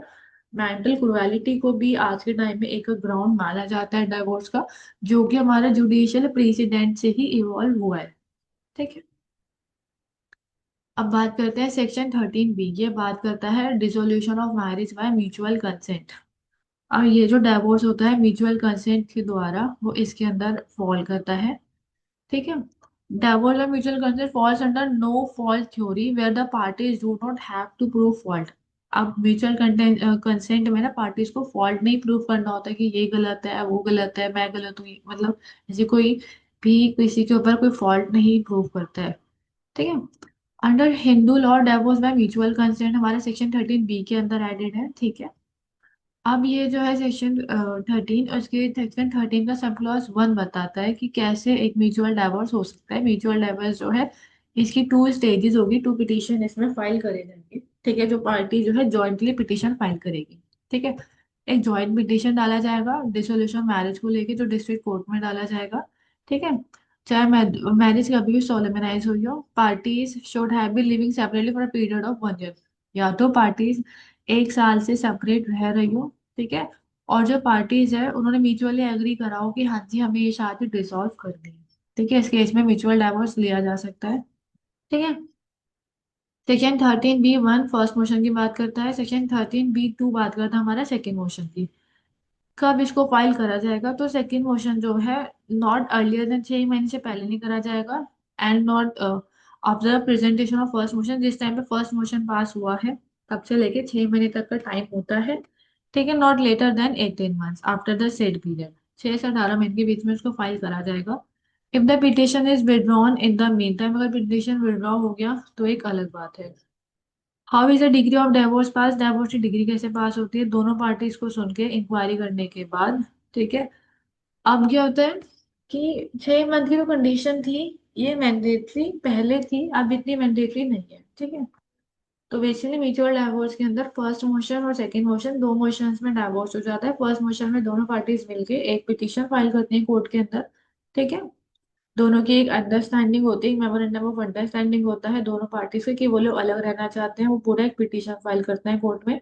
जब फर्स्ट मोशन जिस डेट पे हो जाएगा एविडेंस रिकॉर्ड होने के बाद, सेकंड उसके बाद जो है 6 महीने का टाइम होता है पार्टीज के पास, वो चाहे तो पार्टीज उस टाइम पीरियड को वेव ऑफ भी करा सकते हैं, ठीक है। क्योंकि अब वो टाइम पीरियड मैंडेटरी नहीं है। ड्यूलिटी ऑफ मैरिज ये अभी हमने पढ़ा, वॉइड मैरिज वॉइडेबल ये हम पढ़ चुके हैं, ठीक है। अब बात करते हैं लेजिटिमेसी ऑफ चिल्ड्रन। अब एक सिंपल सी बात ध्यान रखो, कोई भी बच्चा चाहे तो इलेजिमेट हो या लेजिटिमेट हो, उसके लेजिटिमेसी में कभी कोई क्वेश्चन नहीं उठेगा, ठीक है। चाहे कोई भी बच्चा वॉइडेबल मैरिज से पैदा हुआ हो या वॉइड मैरिज से पैदा हुआ हो, उसकी लेजिटिमेसी पे कोई भी फर्क नहीं पड़ेगा, उसको लेजिटिमेट ही माना जाएगा उस बच्चे को, ठीक है। अब हमारा सेक्शन 16 बात करता है इस बारे में, legitimacy of children born under void and voidable marriage. तो ये जो सेक्शन है ये प्रोटेक्ट करता है लेजिटिमेसी ऑफ चाइल्ड जो वॉइड एंड वॉइडेबल मैरिज से पैदा हुए हैं। बेसिकली 16 का सब क्लॉज 1 कहता है अगर कोई भी marriage null and void declare कर दी गई है, कोई भी चाइल्ड उस मैरिज से पैदा हुआ है, उसको लेजिटिमेट ही माना जाएगा, ठीक है। उसके बाद ये बात करता है जो चाइल्ड बॉर्न हुआ है बिफोर और after the marriage law amendment 1976, तो वे हाँ, तो सिंपल बात यही है कि अगर कोई भी व्यक्ति, कोई भी बच्चा अगर वॉइड मैरिज के थ्रू भी पैदा हुआ है तो भी उसको जो है लेजिटिमेट ही माना जाएगा। ठीक है। अगर कोई भी बच्चा वॉइडेबल मैरिज के थ्रू पैदा हुआ है तो भी उसको लेजिटिमेट ही माना जाएगा। ठीक है। Section 13 does not confer rights to the property of any person other than child's own parents. Section 16 का सब क्लॉज 3 बस ये कहता है कि जो बच्चे हैं, जो लेजिटिमेट है बच्चों की वॉइड एंड वॉइडेबल मैरिज की, उनके एंसेस्ट्रल प्रॉपर्टी में नहीं राइट बनेंगे, उनके राइट बनेंगे उनके पेरेंट्स की प्रॉपर्टी। ठीक है। इन केस में जो चाइल्ड्स के पास बस एंसेस्ट्रल या फिर थर्ड पार्टी प्रॉपर्टी में राइट नहीं होंगे, इनके पास वही राइट होंगे जो कि इनके पेरेंट्स के पास प्रॉपर्टी है, उस प्रॉपर्टी में ही इनके पास राइट्स होंगे। वॉइड एंड वॉइडेबल मैरिज से उनके बच्चे पैदा होते हैं। ठीक है। तो उन बच्चों को भी लेजिटिमेट ही माना जाएगा, उनकी लेजिटिमेसी पे कोई भी क्वेश्चन नहीं अराइज होगा। ठीक है। हरिराव वर्सेस राजेश का 2002 का केस है। इसके अंदर सुप्रीम कोर्ट ने कहा जो भी कोई बच्चा बॉर्न हुआ है वॉइडेबल मैरिज से, retain inheritance right to their father self acquire property, उस फादर के सेल्फ एक्वायर प्रॉपर्टी के अंदर अपना इनहेरिटेंस राइट ले सकता है। ठीक है। जिनिया क्वेटीन वर्सेस कुमार सीताराम मंजीही, ये सुप्रीम कोर्ट ने क्लैरिफाई करा जो legitimacy under section 16 does not extend to property other than of child parents. Basic सी बात है, चाइल्ड पेरेंट्स की ही प्रॉपर्टी की इसके अंदर बात होगी। ठीक है। अब बात करते हैं मेंटेनेंस पेंडेंटल लाइट। आप लोगों ने सुना होगा इंट्री मेंटेनेंस। ठीक है। तो ये इंट्री मेंटेनेंस का कॉन्सेप्ट है। इसके अंदर क्या सीन है, जिस टाइम पे केस चल रहा है, अगर जो वाइफ है, वो वाइफ या हस्बैंड कोई भी हो, वो कैपेबल नहीं है, कोई भी स्पाउस जो है कैपेबल नहीं है अपने आप को मेंटेन करने के लिए। ठीक है। Without sufficient independent income to apply for interim maintenance, वो इंट्री मेंटेनेंस के लिए अप्लाई कर सकता है, जिसको हम लिविंग एक्सपेंसेस कहते हैं, और लिटिगेशन कॉस्ट के लिए। ठीक है। While a matrimonial case like divorce, separation, etc. is ongoing, ensuring they can support themselves. Section 24 basically बात कर रहा है जिस टाइम आपका केस चल रहा है। ठीक है। उस टाइम पे अगर हस्बैंड या वाइफ दोनों में से कोई भी इसके पास इतने सफिशिएंट रिसोर्सेज नहीं है खुद को मेंटेन करने के लिए, तो वो इस सेक्शन के अंदर जो है मेंटेनेंस के लिए एप्लीकेशन लगा सकते हैं। ठीक है। अपने लॉयर्स फीस के लिए, अपने लिविंग एक्सपेंसेस के लिए इस सेक्शन के अंदर वो लोग जो है एप्लीकेशन लगा सकते हैं। ठीक है। इसी कुछ कंडीशन है कि एप्लीकेंट को ये शो करना पड़ेगा वो खुद को मेंटेन नहीं कर पा रहे हैं। ठीक है। और जो उनकी इनकम है वो इनफ नहीं है उनके लिविंग एंड लीगल एक्सपेंसेस के लिए। अमाउंट फिक्स करा जाएगा। इनकम एंड एसेट्स और बोथ पार्टीज के इनकम एंड एसेट्स प्रूफ लगेंगे बाय एफिडेविट। आप लोग को पता होगा जो लोग इंटर्नशिप करते हैं। Conduct of parties is not relevant here, conduct of parties relevant नहीं है। रीजनेबल नीड जो होगी एप्लीकेंट की, उस हिसाब से ही जो है मेंटेनेंस फिक्स करी जाएगी। जब मैट्रिमोनियल केस डिसाइड हो जाएगा तब हमारी जो इंट्रीम मेंटेनेंस है वो एंड हो जाएगी। ठीक है। पेंडेंटल लाइट को इंट्रीम मेंटेनेंस भी कहा जाता है। ठीक है। और ये एक और कंडीशन, जब ये जो एप्लीकेशन कोर्ट में जाएगी विद इन 60 डेज का टाइम होता है इस एप्लीकेशन को डिस्पोज करने के लिए कोर्ट के पास। अब है मनीष जैन वर्सेस आकांक्षा जैन का केस है। Section 24 is based on need. इसमें बोला गया है कि सेक्शन 24 जो है नीड पे बेस्ड है, जेंडर पे बेस्ड नहीं है। कल को अगर हस्बैंड को मेंटेनेंस चाहिए तो वो भी क्लेम कर सकता है। ठीक है। चित्रलेखा वर्सेस रंजीत रानी का केस था। इसके अंदर कहा गया कि अगर बोथ द स्पाउसेस की जो इनकम है उसको चेक करा जाएगा, स्टैंडर्ड ऑफ लिविंग को चेक करा जाएगा, और मेंटेनेंस जो है रीजनेबल होगी, एक्सेसिव नहीं होगी। अब सेक्शन 25 बात करता है परमानेंट एलिमनी एंड मेंटेनेंस की। ठीक है। ये हमारा लॉन्ग टर्म मेंटेनेंस की बात करता है। और ये कब मिलता है, जब आपका डाइवोर्स, जुडिशियल सेपरेशन है, एनलमेंट या फिर रेस्टिट्यूशन ऑफ कॉन्जुगल राइट, जब कुछ भी डिसाइड हो गया है तब हमारी परमानेंट एलिमनी का कॉन्सेप्ट आता है। ठीक है। इसके कुछ की एस्पेक्ट्स हैं। परमानेंट नेचर का होता है ये। ठीक है। एक लमसम अमाउंट दिया जाता है, जेंडर न्यूट्रल होता है, जेंडर पे बेस नहीं है, हस्बैंड या वाइफ किसी को भी मिल सकता है। ट्रिगरिंग इवेंट होता है। An application under this section can only be made after final court degree. जब कोर्ट की डिग्री आ जाएगी उसके बाद ही आप इसके लिए जो है एप्लीकेशन फाइल कर सकते हैं। जुडिशियल डिस्क्रिशन है, जजेस के ऊपर डिपेंड है कि कितना के सारे फैक्टर्स को देखने के बाद वो कितना डिसाइड करते हैं वो सब चीजें। मतलब उनके इनकम, प्रॉपर्टी, कंडक्ट को देखने के बाद, उनका स्टैंडर्ड ऑफ लिविंग और काफी जो अदर सर्कमस्टांसेस हैं, उन सब चीजों को देखने के बाद भी परमानेंट एलिमनी जो है डिसाइड करता है, वो कोर्ट की अपनी डिस्क्रिशन है। अब कोर्ट इसको मॉडिफाई और कैंसिलेशन भी कर सकता है। कोर्ट क्या कर सकता है, इंक्रीज डिक्रीज या फिर उसको चेंज भी कर सकता है। इवन कोर्ट इसको कैंसिल भी कर सकता है, और कोर्ट को दिख रहा है कि सामने वाला व्यक्ति ने रीमैरिज कर लिया या फिर उसकी इनकम चेंज हो चुकी है, तो उस सिचुएशन में कोर्ट इसको कैंसिल भी कर सकता है। ठीक है। रजनेश नेहा 2020 सुप्रीम कोर्ट की गाइडलाइंस, अगर जो लोग शायद इंटर्न करते हैं उन्हें पता होगा, मैट्रिमोनियल केस में रजनेश नेहा का हमेशा केस का एफिडेविट लगता है। इसके अंदर सुप्रीम कोर्ट ने गाइडलाइंस दी थी, ठीक है, मेंटेनेंस को लेकर, और अपने स्टैंडर्ड फॉर्मेट्स के लिए for disclosure of assets and income, इसके लिए सुप्रीम कोर्ट ने गाइडलाइंस दी थी रजनेश नेहा के केस के अंदर। K Srinivas Rao versus DA Deepa, ये जो केस था, इसमें कोर्ट ने कहा कि importance of conduct of parties capacity to pay. इन्होंने कंडक्ट ऑफ पार्टीज और पार्टी की क्या कैपेसिटी है पे करने की, इन दोनों फैक्टर्स को जो है गो थ्रू करा जिस टाइम वो परमानेंट एलिमेंट डिसाइड कर रहे थे। ठीक है। उन्होंने कहा ये दोनों फैक्टर जो है इंपॉर्टेंट होते हैं। सेक्शन 20 एंड 25 का छोटा सा डिफरेंस, 24 टेम्परेरी होता है, 25 परमानेंट होता है।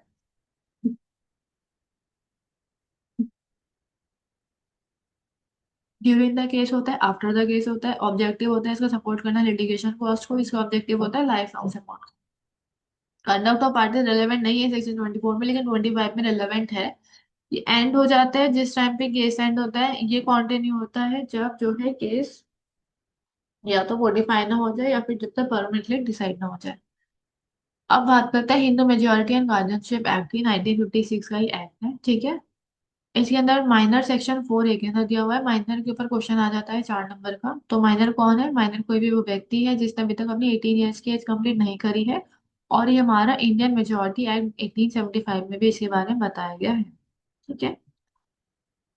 अब उसके बाद हमारा गार्जियन कौन होते हैं, सेक्शन 4 सब क्लॉज बी में। गार्जियन कोई भी पर्सन हो सकते हैं having a charge of minor, जिनके पास माइनर का चार्ज है, उसके माइनर की प्रॉपर्टी का और माइनर का। ठीक है। अब गार्जियन हमारे 4 लोग इंक्लूड होते हैं। नेचुरल गार्जियन हमारे सेक्शन से, guardian appointed by will of minors fathers या मदर के, जिसे हम टेस्टिमेंट्री गार्जियंस कहते हैं। और एक होता है गार्जियन अपॉइंटेड बाय कोर्ट या फिर डिक्लेयर बाय कोर्ट, जिन्हें हम डिफैक्टो गार्जियन जो है, जो डिक्लेयर बाय कोर्ट होते हैं। एनी अदर पर्सन या एम्पावर्ड करा है कोर्ट ने, ठीक है, वो जो एक्ट एज एन गार्जियन करेंगे वो। तो 4 तरीके के हमारे गार्जियंस होते हैं। अब बात करते हैं नेचुरल गार्जियन की। तो नेचुरल गार्जियन हमारे कौन होते हैं? Natural guardians, clear hierarchy of natural guardians of Hindu minors act. Hindu minor के लिए एक गार्जियन जो हमारे नेचुरल गार्जियन होते हैं, बेसिकली कोई लेजिटिमेट माइनर सन या फिर अनमैरिड डॉटर हो। ठीक है। कोई भी लेजिटिमेट माइनर सन हो या फिर अनमैरिड डॉटर हो, ये सब माइनर की कैटेगरी में आएगी। कोई भी इलेजिटिमेट माइनर सन हो या फिर अनमैरिड डॉटर हो, या फिर कोई भी मैरिड माइनर गर्ल हो। ठीक है। तो ये 3 कैटेगरीज है हमारी माइनर की। ठीक। अब बात करते हैं सेक्शन 7 की, guardian of an adopted children. एक अडॉप्टेड चिल्ड्रन के कौन गार्जियन होंगे? ठीक है। नेचुरल गार्जियन में आपके बेसिक मदर एंड फादर आते हैं। Guardian of adopted children, upon adoption of Hindu minor, Section 7 established that the authority of guardian passed directly to the adoptive father। तो हमारे जो फर्स्ट गार्जियन होंगे अडॉप्टिव चिल्ड्रन के, वो होंगे अडॉप्टिव फादर। ठीक है। उसके बाद उसकी मदर होंगी। ठीक है। जब अडॉप्शन कंप्लीट हो जाएगी तो जो अडॉप्टिव फादर होंगे, ऐसा माना जाएगा, उनका स्टेटस बन जाएगा एकदम नेचुरल फादर की तरह। ठीक है। In case both adoptive parents, father and mother, survive and the biological parents are still living, a conflict could arise. In a situation, the Guardian Wards Act sections rather than section will govern। जब biological parents भी हैं और adoptive parents भी हैं, तो ऐसे cases में dispute arise होगा, तो हमारा जो है guardian and wards act prevail करेगा। बट ऐसी सिचुएशन में अडॉप्टिव पेरेंट्स ही प्रिवेल करते हैं। ठीक है। अगर किसी को कोई भी डाउट हो तो प्लीज अपना डाउट जो है कमेंट बॉक्स में ड्रॉप कर देना। और ये जो स्टडी हो रही है बेसिकली आपकी सेमेस्टर बेसिस के लिए ही हो रही है, इसलिए हम इसमें इतना डीप डाउन नहीं जा रहे हैं। ठीक है। Powers and restriction of natural guardian, natural guardian की कुछ पावर है, उन पे कुछ रिस्ट्रिक्शन है। जो नेचुरल गार्जियन होता है वो सारे एक्ट करेंगे जो कि नेसेसरी और रीजनेबल हो। ठीक है। द बेनिफिट ऑफ माइनर को प्रायोरिटी रखा जाएगा। ठीक है। The realisation protection of benefit of minors estate, उसकी प्रॉपर्टी का ध्यान रखा जाएगा, property investment and business interest को लेके। क्रूशियल लिमिट, कोई भी नेचुरल गार्जियन है वो can not bind the minor by any personal covenant, कोई भी नेचुरल गार्जियन जो है माइनर को किसी भी पर्सनल कोऑर्डिनेट के थ्रू बाइंड बाइंड नहीं कर सकता है। ठीक है। जैसे कि कोई भी जो गार्जियन है वो माइनर के बिहाफ पर कोई कॉन्ट्रैक्ट साइन नहीं कर सकते जहाँ पे माइनर जो है पर्सनली लायबल बन रहा हो। ठीक है। Restriction on dealing with immovable property. Section 18 का सब क्लॉज 2 बात करता है restriction dealing with the immovable property. कोई भी जो नेचुरल गार्जियन है वो ऑब्टेन करेगा कोर्ट की परमिशन से कि अपने माइनर की प्रॉपर्टी को मोर्टगेज या चार्ज या सेलिंग करने के लिए या गिफ्ट नहीं करने के लिए उन सबके लिए पहले वो कोर्ट की परमिशन लेंगे। या प्रॉपर्टी को लीज करने के लिए फॉर अ प्रॉपर्टी जो 5 साल से ज्यादा एक्सीड कर रही है, या फिर माइनर की मेजॉरिटी होने के बाद की डेट है, तो उस सिनेरियो में जो है कोर्ट जो है मतलब कि उस सिनेरियो में जो व्यक्ति है जो नेचुरल गार्जियन है वो कोर्ट की परमिशन ले। अब बात करें टेस्टिमेंट्री गार्जियन। टेस्टिमेंट्री गार्जियन वो गार्जियन होते हैं जो बाय विल अपॉइंट होते हैं, जैसे कि फादर ने अपॉइंट कर दिया अपने लेजिटिमेट चाइल्ड के लिए कोई भी। Mother can also appoint if father is dead. अगर मदर डेथ हो जाती है तो mother can also appoint if father is dead. अगर फादर की डेथ हो जाती है तो मदर अपॉइंट कर सकती है। Illegitimate children mother first guardian होगी, फादर सेकंड गार्जियन होंगे, but for legitimate children father first guardian होंगे और मदर सेकंड गार्जियन होगी। ठीक है। टेस्टिमनी गार्जियंस की अथॉरिटी होती है जिस टाइम पे नेचुरल गार्जियंस की डेथ हो जाती है। डी फैक्टो गार्जियन है dealing with the minor's property. Section 11। Section 11 provide करता है कोई भी person by the which of de facto guardian is entitled to dispose और deal with the property of Hindu minor. जो डी फैक्टो गार्जियन होते हैं वो डील कर सकते हैं माइनर के साथ या माइनर की प्रॉपर्टी के साथ, बस जो de facto guardian refers to someone who look after minors person, जो माइनर का देखभाल करता है उसका ध्यान रखते हैं। ठीक है। Food shelter clothing education without any legal appointment. While de facto guardian may be able to make day to day decision about the minor's care के लिए वो डे टू डे डिसीजन कर सकते हैं। ठीक है। They have no legal right over the property if the attempt to mortgage sale. अगर वो अटेम्प्ट करते हैं ऐसा कोई भी अटेम्प्ट करने का माइनर की प्रॉपर्टी को मॉर्टगेज या सेल करने का, तो उसको उस ट्रांजेक्शन को जो है वॉइड माना जाएगा। डिफैक्टो गार्जियन बेसिकली जो लोग खुद से माइनर की टेक केयर कर रहे हैं उसका ध्यान रख रहे हैं, वो कोई भी हो सकता है। अगर पेरेंट्स नहीं है, कोई टेस्टामेंट भी गार्जियन भी नहीं है, उसके चाचा ताऊ कोई भी उसका ध्यान रख रहे हैं, वो सब डिफैक्टो गार्जियन में आते हैं। ठीक है। Guardian for minors undivided interest in Hindu joint family. ठीक है। अब इस सिनेरियो में क्या होता है, अगर कोई भी हिंदू माइनर है जो कि अनडिवाइडेड इंटरेस्ट है उसके हिंदू जॉइंट फैमिली के अंदर एंसेस्ट्रल प्रॉपर्टी के अंदर, सो वो जो प्रॉपर्टी है under the management of adult member of the family, no guardian shall appoint for that minors undivided.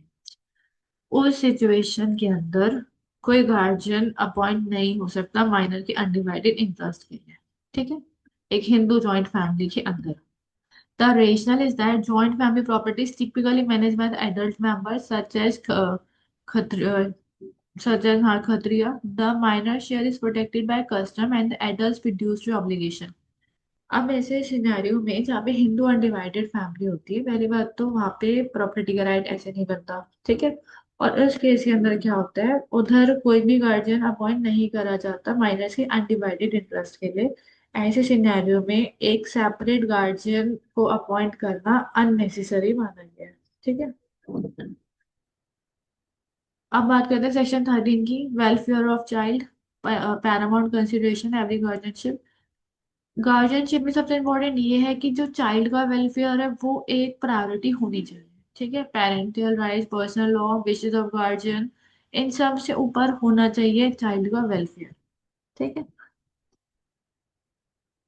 Gita हरिहरना का केस है। मदर जो है नेचुरल गार्जियन बन सकती है even during the father's lifetime अगर फादर अनेबल या फिर अनविलिंग है सारी कंडीशन तो सारी नेसेसिटीज को फुलफिल करने के लिए। ठीक है। मणि चंद्र वैसे रामचंद्र का केस है जहाँ पे जो ट्रांसफर प्रॉपर्टी है बाय डी फैक्टो गार्जियन ने अगर कोई ट्रांसफर कराया प्रॉपर्टी का तो उसको वॉइड माना गया है। ठीक है। Hindu adoption maintenance act section 5 बात करते हैं रेगुलेशन ऑफ अडॉप्शन। तो जितनी भी अडॉप्शन होगी वो जो है कॉम्प्लाई करेगी हमारे हिंदू अडॉप्शन मेंटेनेंस एक्ट के थ्रू। ठीक है। जितनी भी हमारी अडॉप्शन होंगी। अभी जो हमने गार्जियनशिप पढ़ा इसके अंदर ना दो ही क्वेश्चन इंपॉर्टेंट आते हैं पेपर में, नेचुरल गार्जियंस के बारे में आ जाता है, डी फैक्टो गार्जियन के बारे में आ जाता है। ठीक है। इसके अलावा उसमें से इतना कुछ आता नहीं है। अब बात करते हैं अडॉप्शन की। कोई भी अडॉप्शन जो कंडक्ट करी जा रही है आउटसाइड दिस लीगल फ्रेमवर्क उसको वॉइड माना जाएगा। कोई भी अडॉप्शन करनी है तो वो इस एक्ट के थ्रू ही अडॉप्शन होगी। ठीक है, हिंदूज में सेक्शन 6 बात करता है क्या क्या नेसेसिटी है हमें एक वैलिड अडॉप्शन के लिए। अडॉप्टर की लीगल कैपेसिटी होनी चाहिए, राइट टू अडॉप्ट होना चाहिए, मतलब लीगल कैपेसिटी होनी चाहिए। ठीक है, उसके साथ साथ जो पर्सन जो चाइल्ड को अडॉप्शन में दे रहा है उसकी कैपेसिटी होनी चाहिए लीगली उसको देने की। ठीक है, child must be capable of being adopted, वो जो बच्चा है वो भी कैपेबल होना चाहिए अडॉप्टेड होने के लिए। ठीक है, the adoption must satisfied all the condition specified in this chapter, हमारे जो इस लॉ के अंदर जितनी भी कंडीशन दी गई है वो सब स्पेसिफाइड होनी चाहिए। मैं बच्चा अडॉप्ट कर रही हूँ तो मेरी कैपेसिटी होनी चाहिए उसका अडॉप्ट करने के लिए, आप मेरे को बच्चा दे रहे हो आपकी कैपेसिटी होनी चाहिए मेरे को वो बच्चा देने के लिए, और वो जो बच्चा अडॉप्ट हो रहा है उसकी कैपेसिटी होनी चाहिए कि वो अडॉप्ट हो सके। ठीक है, तो इस लीगल बार से इन सब चीजों में जो भी हम आगे डिस्कस करेंगे। Capacity of male Hindu to adopt, क्या कैपेसिटी होनी चाहिए मेल हिंदू की, उन्हें कोई चाइल्ड अडॉप्ट करना है तो अगर किसी मेल हिंदू को कोई चाइल्ड अडॉप्ट करना है तो सबसे पहले वो साउंड माइंड का होना चाहिए, मेजर होना चाहिए। ठीक है, अगर मैरिड है तो वाइफ की कंसेंट होनी चाहिए, एक वाइफ है या उसके ज्यादा वाइफ हैं तो सबकी कंसेंट होनी चाहिए। Exceptions to the consent requirement include case whether wife और wives are deceased, अगर वाइफ अब जिंदा नहीं है वो एक एक्सेप्शन है, या फिर उन्होंने रेनाउंस कर दिया है वर्ल्ड को, संन्यास ले लिया है, या फिर अब वो हिंदू नहीं रही, या फिर वो अनसाउंडनेस माइंड हो चुकी है, इस सिनेरियो में कंसेंट के लिए एक्सेप्शन है। Unmarried males may adopt without consent but must still be major and sound mind. Unmarried males भी adopt कर सकते हैं लेकिन वो sound mind होने चाहिए। In case of adopting a daughter, जो मेल है उसके अडॉप्टर की एज एटलीस्ट 21 ईयर होनी चाहिए, 21 साल का मेल होना चाहिए अगर उसने कोई भी डॉटर अडॉप्ट करनी है तो। सेक्शन 8 बात करता है कैपेसिटी ऑफ फीमेल हिंदू, अगर कोई अनमैरिड वुमेन है जो साउंड माइंड है, मेजोरिटी एज होनी चाहिए उसकी अडॉप्शन के लिए। अगर कोई भी मैरिड वुमेन है वो इंडिपेंडेंटली अडॉप्ट नहीं कर सकती, उसको अपने हस्बैंड की जो है हस्बैंड, हर husband also has the right to adopt a child, उन्हें उनकी कंसेंट लेनी पड़ेगी। अगर husband adopt a child the wife is deemed the legal mother, husband adopt करता है तो वाइफ लीगल मदर मानी जाएगी, वाइफ अडॉप्ट करती है तो हस्बैंड लीगल फादर माना जाएगा। ठीक है, अब multiple wife the senior wife is considered the mother of the adopted child, अगर मल्टीपल वाइफ है एक व्यक्ति की तो जो सबसे बड़ी वाली उसकी मम्मा होगी, जो सबसे फर्स्ट मदर होगी, जो सीनियर मदर होगी, उसको जो है लीगल मदर माना जाए। These steps reflect the traditional value of the family but has been subjected to criticism.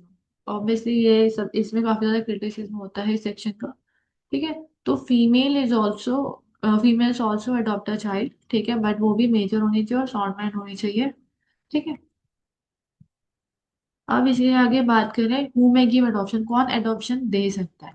ठीक है, पेरेंट्स दे सकते हैं adoption, generally both the father and mother must consent to the adoption, दोनों की कंसेंट होनी चाहिए अडॉप्शन के लिए। इन द एब्सेंस और incapacity of parents a guardian appointed by the court may give the child adoption, अगर parents incapacity है, parents की एब्सेंस में जो गार्जियन कोर्ट ने अपॉइंट करा है वो चाइल्ड को अडॉप्शन में दे सकते हैं। कोर्ट परमिशन रिक्वायर होगी ताकि वेलफेयर जो है चाइल्ड का उसको प्रायोरिटी दी जाए, तो आपको अगर अडॉप्शन में बच्चा देना है तो आपको पहले कोर्ट की परमिशन लेनी पड़ेगी। ठीक है, अब हु मे बी अडॉप्टेड, कौन अडॉप्ट हो सकता है, कोई भी हिंदू चाइल्ड जो कि अनमैरिड है और under the age of 15 year है उसे आप अडॉप्ट कर सकते हैं। Exception exist if custom or usage applicable है, तो आपकी कुछ चीजें कस्टम के ऊपर है। The child should not have been previously adopted, और जो चाइल्ड है वो प्रीवियसली अडॉप्टेड नहीं होना चाहिए। That does not specify define child but it understood means a person not biologically related but brought into the adoptive family।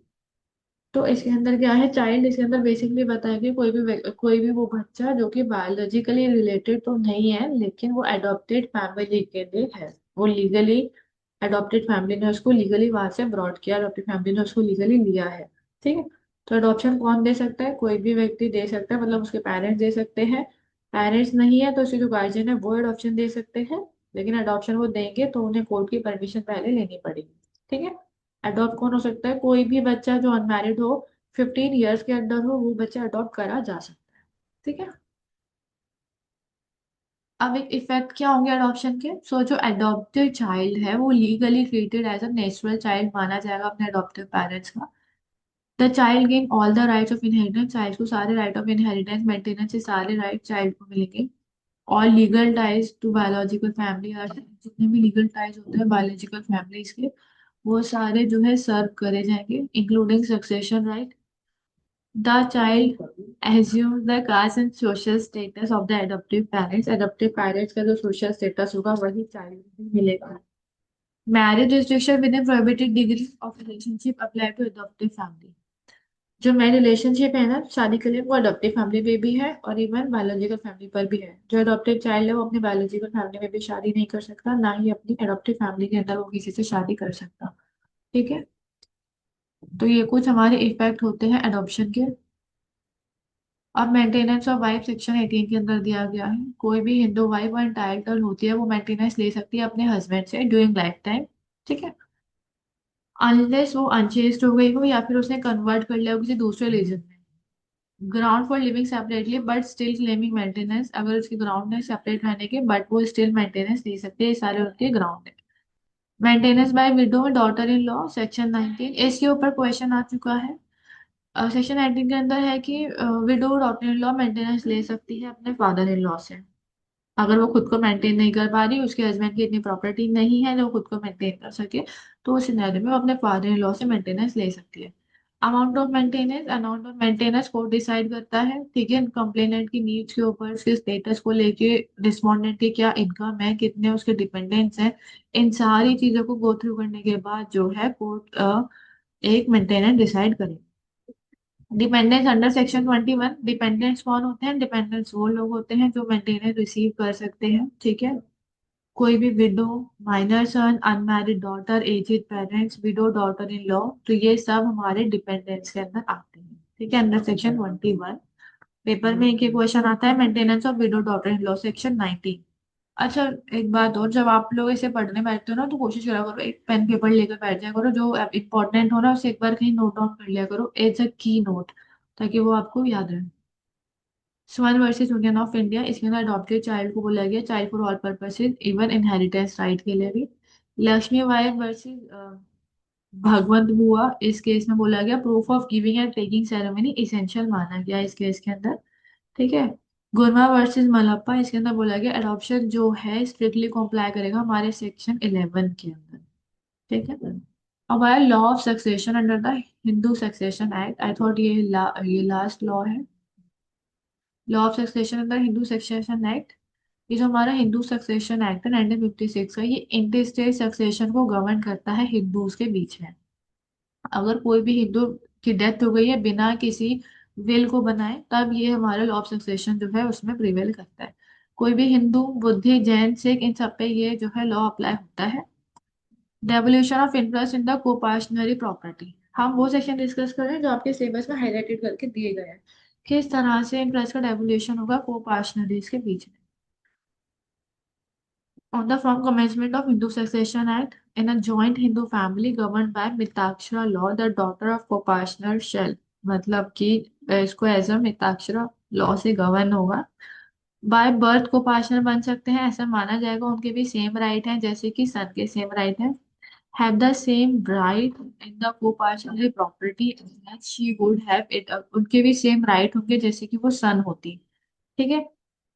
Be subject to the same liabilities in respect of the state co-partner property as that of son, and may reference to a Hindu Mitakshara co-partner, उनकी भी same rights होंगे, same liabilities होगी। ठीक है, जो एक female होगी जो डॉटर होगी उनके। ठीक है। पहले डॉटर्स को अलाउड नहीं था, बट 2005 के अमेंडमेंट के बाद डॉटर्स को भी अलाउड है, उनको भी एज अ को पार्टनर माना जाता है by birth.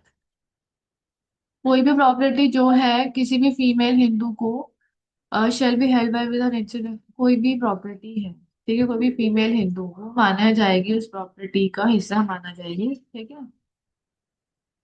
Hence the Hindu mail को पर्सनल डाइज 2005 ने इंटरेस्ट। ठीक है। अब क्या है, अब ये माना गया है कि सर्वाइवरशिप के बेसिस पर पास नहीं होगा। ठीक है। Then a Hindu male, when a Hindu male co-partner dies after 2005, his interest in Mitaksha co-partnership does not pass by survivorship instead of succession. अगर कोई भी हिंदू मेल डाई हो जाता है तो सर्वाइवरशिप के बेसिस पे नहीं पास होगा कुछ भी प्रॉपर्टी। कैसे पास होगी? सक्सेशन के थ्रू या फिर विल के थ्रू या इंटरस्टेट सक्सेशन के थ्रू ही पास ऑन होगी। ठीक है। तो इसके अंदर जो है नॉशनल पार्टीशन दिया जाएगा after the before his death to calculate the share. Daughters get the same share as the sun.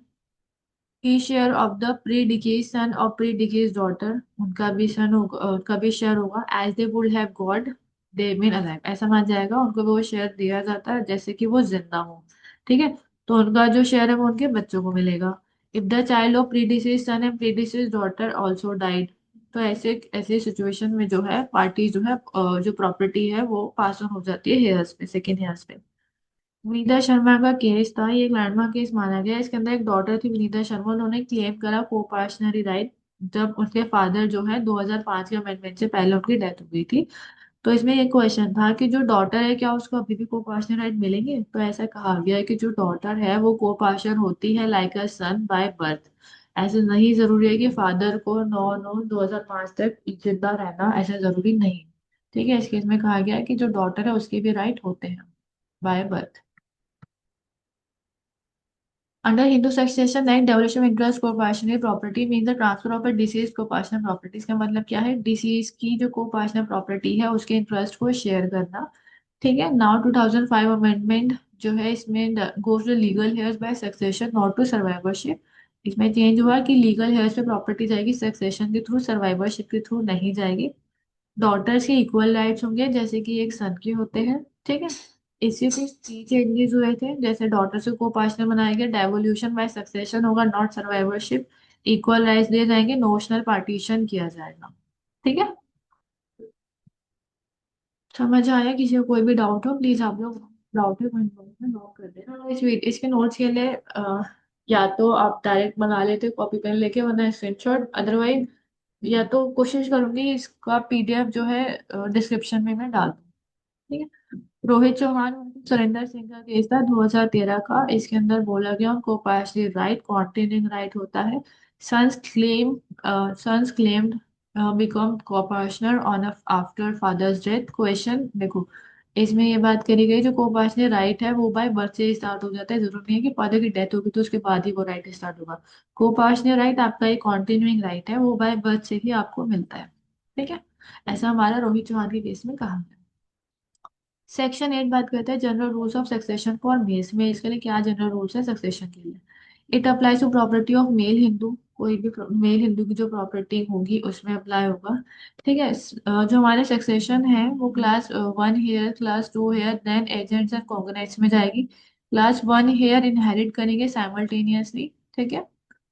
Section 9 बात करते हैं order of succession heirs in the schedule. तो हमारे जो सक्सेशन से रिलेटेड जो स्केड्यूल्स दिए गए हैं उसके बारे में ये बात करता है।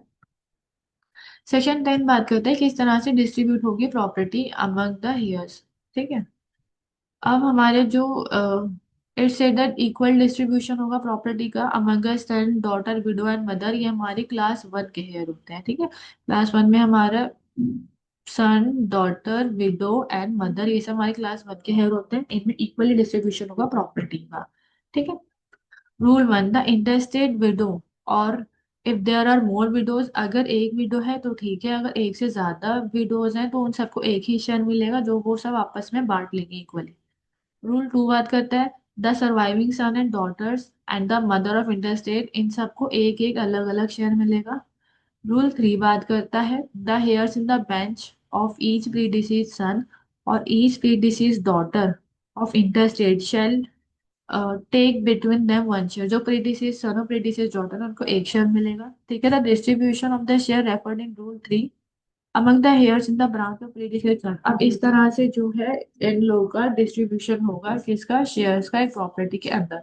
फर्स्ट प्रायोरिटी हमेशा क्लास 1 हेयर की रहेगी, अगर वो अवेलेबल नहीं है तो बात क्लास 2 हेयर तक जाएगी।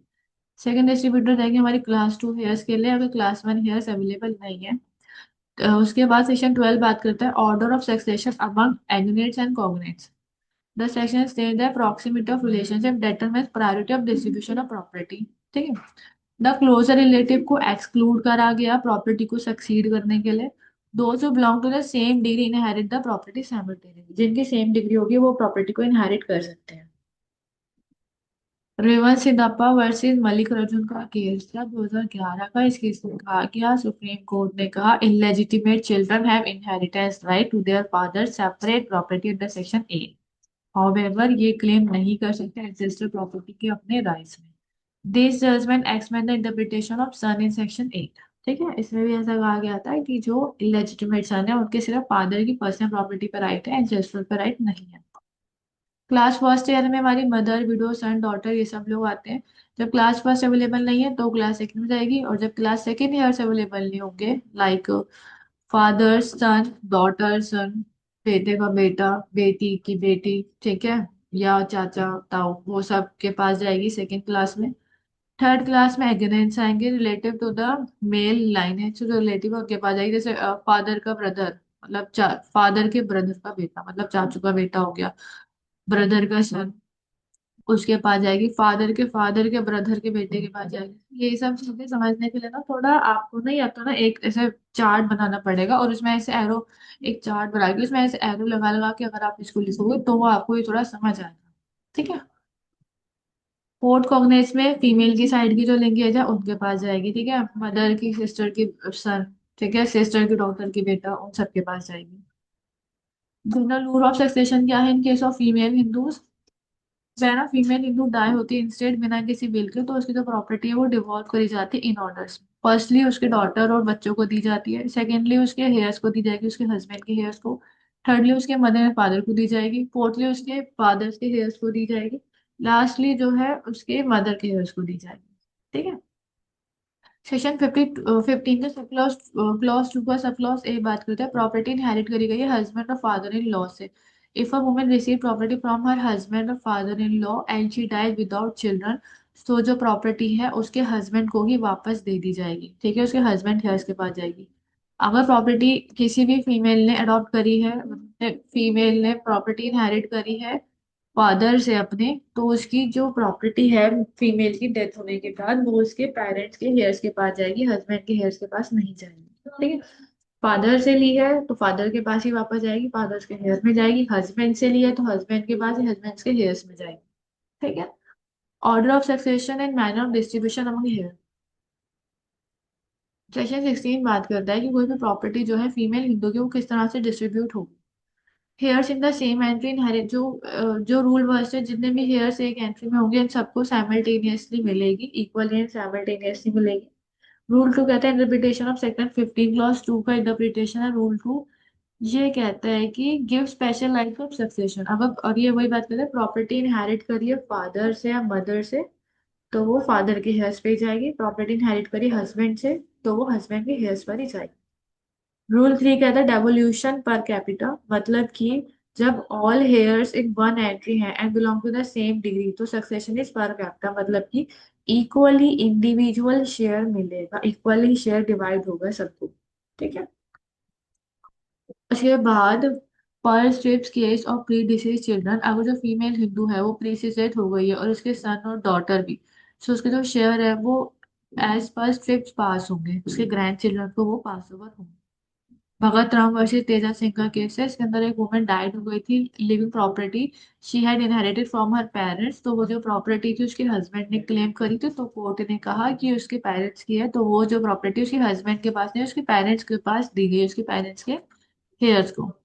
ओम प्रकाश बसी राधा कृष्णा केस था, हाँ राधा चरण का केस था, इसके अंदर वुमेन डाइज हो गई अपनी प्रॉपर्टी को ऐसी, मतलब बिना इंस्टेड, सो उसके जो पेरेंट्स थे उन्होंने उस प्रॉपर्टी को क्लेम करा, तो ऐसा कहा गया है कि वो जो प्रॉपर्टी उन्होंने इनहेरिट करी अपने हस्बैंड से, सो जो लीगल हेयर्स होंगे वो उसके हस्बैंड के साइड के होंगे। ठीक है। सेक्शन 30 बात करता है टेस्टामेंट्री सक्सेशन की। सो सेक्शन 30 डील करते हैं एक हिंदू के राइट्स के, कि वो जो है बाय विल अपनी जो प्रॉपर्टी है उसको डिस्पोज कर सकता है। इट सेज दैट कि कोई भी हिंदू या तो मेल हो या फीमेल हो वो अपनी प्रॉपर्टी को डिस्पोज कर सकता है बाय वे ऑफ विल। ठीक है, अगर वो कैपेबल है विल बनाने के लिए तो। इसी इसी टेस्टामेंट्री सक्सेशन को ही हम एज अ विल कहते हैं। ठीक है। इससे कुछ की फीचर्स हैं, कोई भी हिंदू होना चाहिए जो विल बनाए, विल डिस्पोज नहीं हो सकती किसी जॉइंट फैमिली में या फिर को पार्शनरी प्रॉपर्टी में विल डिस्पोज नहीं करी जा सकती। ठीक है। और जो हिंदू विल बनाएंगे वो उसकी सेल्फ एक्वायर्ड प्रॉपर्टी होनी चाहिए या फिर इनहेरिटेड प्रॉपर्टी होनी चाहिए और वो एब्सोल्यूट ऑनर होना चाहिए, लेकिन को पार्षली या फिर हिंदू अनडिवाइडेड वाली प्रॉपर्टी नहीं होनी चाहिए। Will after death he effect लेगी। टेस्टामेंट्री सक्सेशन ओवरराइड करेगा इंटरस्टेट सक्सेशन को। अगर आपने टेस्टामेंट्री सक्सेशन है तो इंटरस्टेट सक्सेशन को ओवरराइड करेगा, और आप विल देकर गए हो तो वो ओवरराइड करेगी। Will must comply with the Indian succession act. Will जो है रजिस्टर्ड होनी चाहिए, साइन होनी चाहिए, अटैच बाय टू विटनेस होनी चाहिए, रिवोक करी जा सकती है किसी भी टाइम जिस टाइम वो जिंदा है। ऑरल इन रेयर केसेस में होती है, मोस्टली प्रेफरेबल रिटर्न ही करी जाती है। ठीक है। अब ये केस था गुरुपादा खांडापा वर्सेस हीराबाई का केस था। इसमें प्रिंसिपल आया जो शेयर है हिंदू मिताफिर coparcenary property become fixed at the time of his death, the share can be validly bequeathed by will. ठीक है। अब इसके सिंपल सी बात थी, वुमेन हीराबाई क्लेम करी थी एक larger share in her husband coparcenary property. Husband की डेथ हो चुकी थी, उसके शेयर जो थे वो डिटरमाइन करे जा रहे थे। इशू ये था, what was the husband share eight the time of death. तो सुप्रीम कोर्ट ने कहा एक जो नॉशनल पार्टीशन को कैलकुलेट करा जाएगा उसके बाद जो है शेयर को डिसाइड करा जाएगा। ठीक है। ऐसे हमारा H Venkatachala Iyengar versus B N Thimmajamma का केस है। इसके अंदर एक ये लीडिंग केस था प्रूफ ऑफ विल्स का इंडिया के अंदर। इसमें ही गाइडलाइंस निकाली गई कि जो विल है वो रजिस्टर्ड होनी चाहिए, साइंड होनी चाहिए और अटैच्ड होनी चाहिए। अगर कोई भी सस्पिशियस सर्कमस्टांसेस पाया जाता है तो ठीक है, testator must have sound mind. तो इसके अंदर कुछ कंडीशन बताई गई एक वैलिड विल की। ठीक है। अब बात करते हैं प्रीवियस ईयर के क्वेश्चन के, तो बात करते हैं वर्ड एंड वर्डेबल मैरिज जो सेक्शन 11 एंड 12 है। विच पर्सन में लीगल इन अडॉप्शन, कोई भी व्यक्ति हो सकता है, कोई भी बच्चा हो सकता है, 15 साल से छोटा होना चाहिए वो बच्चा। अगर वो 15 साल से बड़ा है, अगर आपकी कस्टम अलाउ करते हैं तभी आप उसे अडॉप्ट कर सकते हैं। Can a widow daughter in law claim maintenance from her father in law, हाँ वो मेंटेनेंस क्लेम कर सकते हैं। डी ज्यूरे गार्जियन जो लॉ पॉइंट करता है। Sapinda relationship 3 generation from mother and 5 generation from father. Mitakshara school जो हमने डिस्कशन करा। Importance of saptapadi in proof of marriage. Minor कौन होता है, difference between judicial separation and divorce. ठीक है, ये सारे क्वेश्चंस आप कर लेंगे अगर आपने वीडियो पूरी पढ़ी है तो। Custom as a source of law आपको डिफाइन करना है। नेचुरल गार्जियन क्या कौन होता है, उनकी पावर क्या होती है। जब भी पावर्स की बात है तो ऑब्वियसली वो सारा का सारा लिखो आप जो एक माइनर के बेनिफिट के लिए परफॉर्म करा जाएगा। ठीक है। Which person is capable of giving in adoption. When can a wife live separately and claim maintenance under Hindu marriage act. ये हो जाएगा on what ground Hindu marriage dissolve bye degree of divorce. तो मैं ऐसा मानती हूँ कि अगर हमने अभी हमने ये पूरा एक हिंदू मैरिज एक्ट पूरा हमने जस्ट एग्जाम पर्पज से हमने पूरा कवर करा, जिसके अंदर अगर आप देखोगे तो सारे आंसर्स हैं अगर आप इसे देखोगे। ठीक है ना। तो बस इतना ही है इस वीडियो के अंदर। बाकी नोट्स के लिए मैं प्रेफर करती हूँ, होगा पॉसिबल तो मैं डिस्क्रिप्शन में डाल दूंगी पीडीएफ। बाय चांस डिस्क्रिप्शन में पीडीएफ नहीं हुआ तो आप एक बार या तो स्क्रीनशॉट ले लेना। ठीक है, वरना मैं कोशिश करूंगी इसको डिस्क्रिप्शन में डाल दूँ। ठीक है। So thank you so much student for watching the video and please do not forget to subscribe my channel. जो लोग पहली बार आए हैं और वीडियो अच्छी लगी तो लाइक करिए, और उसके बाद अगर कोई भी रिकमेंडेशन या कुछ भी आपको डाउट हो आप अपने डाउट जो है कमेंट बॉक्स में ड्रॉप कर सकते हैं। ठीक है। Thank you so much for watching the video.